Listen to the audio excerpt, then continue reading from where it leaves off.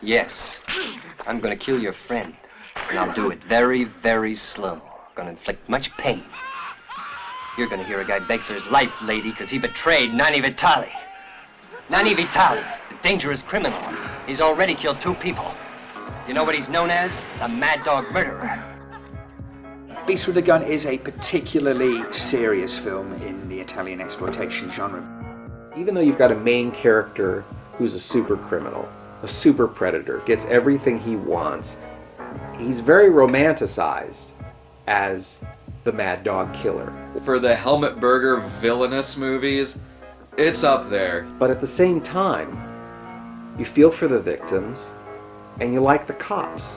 People love vigilantes. People love tough-on-crime stuff. People love tough cops and bad guys being thwarted in really violent, brutal ways. It feels a lot less exploitative, and it feels like the director has actually got some sincere feelings of importance to what he's doing. You do still get plenty of nudity and plenty of gratuitous violence, but it rarely feels as frivolous as it does in many other films.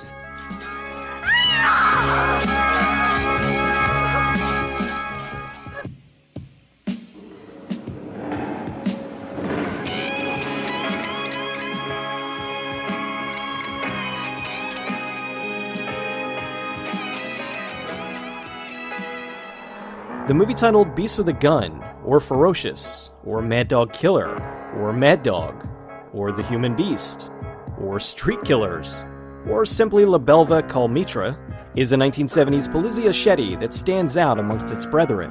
Escaped psychopath Nanni Vitali is on a rampage through Italy, and tough police inspector Santini is hot on his trail. The film is fairly nuanced, but it's a rather simplistic story with more depth than one might suspect, mainly brought about by the charismatic and intense performance by Helmut Berger. It's basically just a chase film of chasing the criminal. It's not massively complicated. You don't have to wrap your brain around some really gnarly stuff like you would have to with, say, any of the giallo films, for instance. It actually benefits from that simplicity. It's all about the characterization which is going on in the film.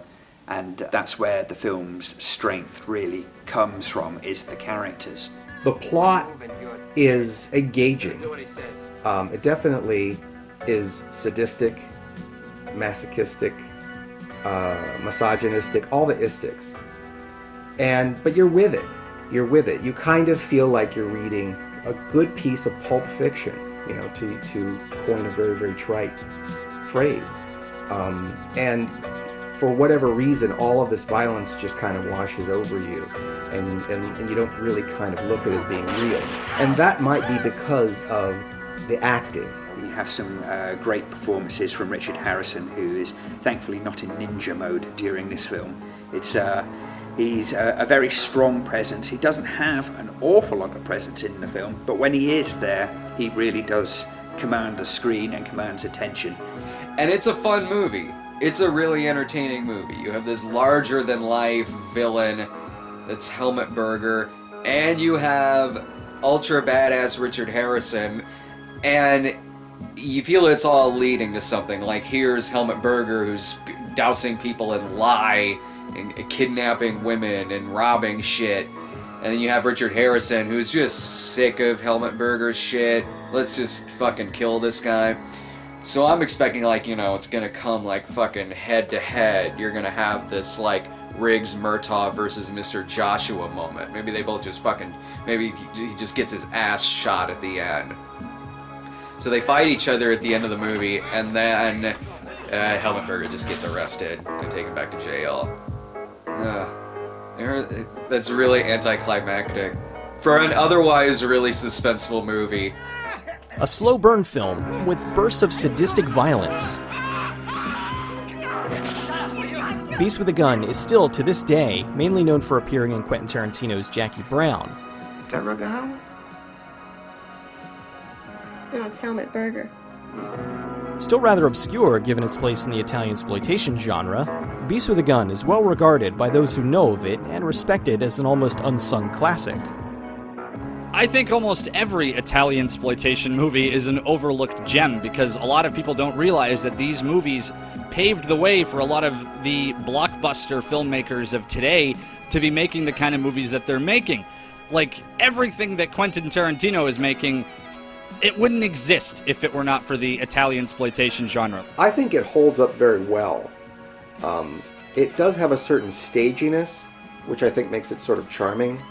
You know, the way they just all just come out with their containers of lie and march toward him. It's like full service homicide. You know, it's such a structured scene for such a bizarre act. When you watch it really closely, it is a film that does feel slightly cut. But the first time you see that film is particularly brutal. And I think because that we get to like the characters, that there's a certain attachment that we have to them in that respect. That makes the violence somewhat worse than in many of the films that came after it, where the characters are much more disposable and throwaway. This genre of tough cop, tough on crime, sleazy vigilante stuff has been happening for such a long time, and I think in comparison to the movies that came after compared to ones like this, is I think they have gotten a little more graphically violent, just given more freedom that filmmakers are being given, but I think there's a certain sense of the sinister and helplessness and a cold vibe that these movies had.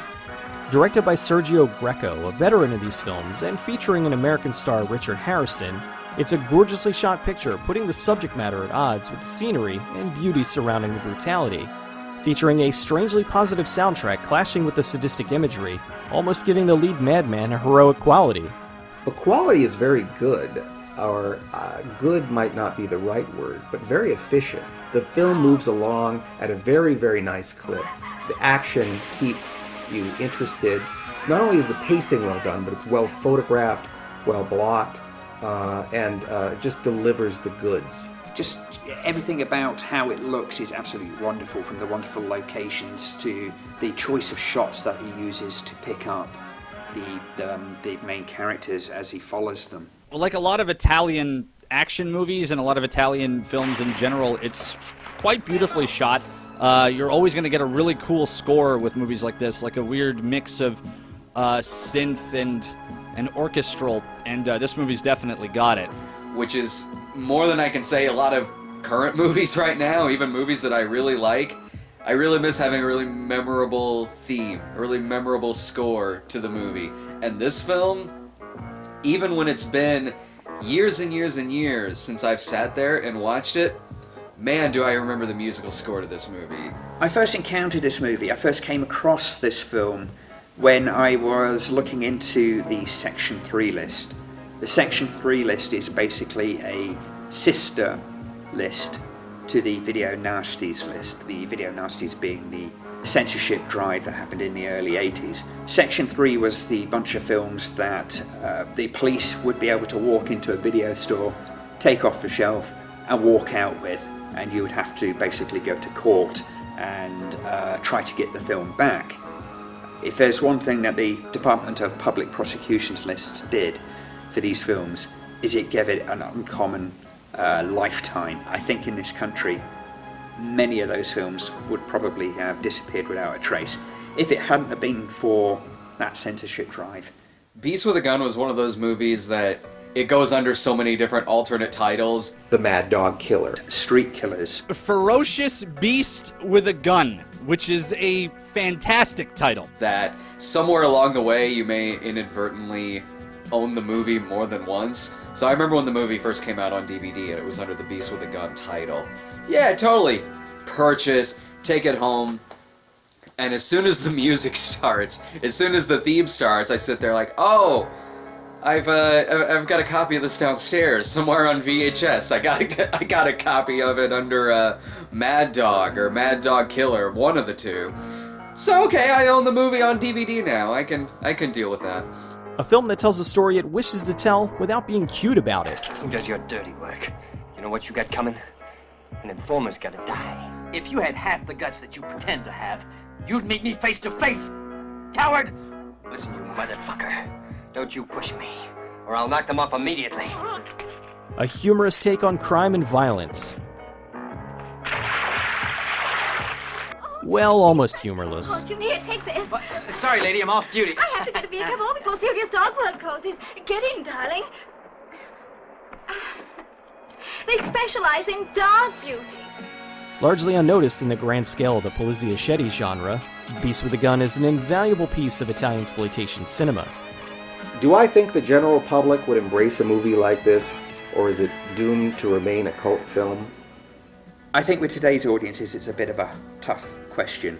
There will always be audiences like myself and other cult film enthusiasts who will keep this film alive. A general audience tends to be kind of fickle. A cult audience and a genre audience tend to look at these films and love them and cherish them and pass them on. Yeah, I think people should get out there and watch more movies. There are literally millions of movies out there being made by different countries, by different filmmakers, with stars that aren't that well known, but you can make them well known by seeing those movies. I don't know if I like the term doomed to remain a cult film.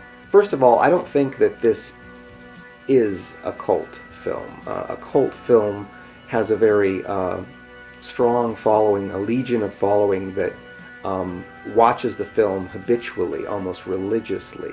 You know, I think the best hope for a film like this is for it to become a cult film. Mainstream movies fade and cult lasts.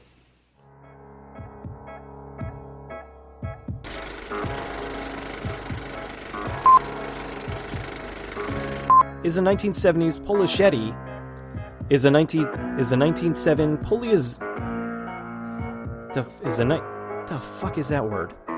Largely unnoticed in the grand scale of the Beast with a Gun is a valuable. Wouldn't it be invaluable? Beast with a Gun is an invaluable piece of Italian Why did I like it? Mr. Lobo liked this film because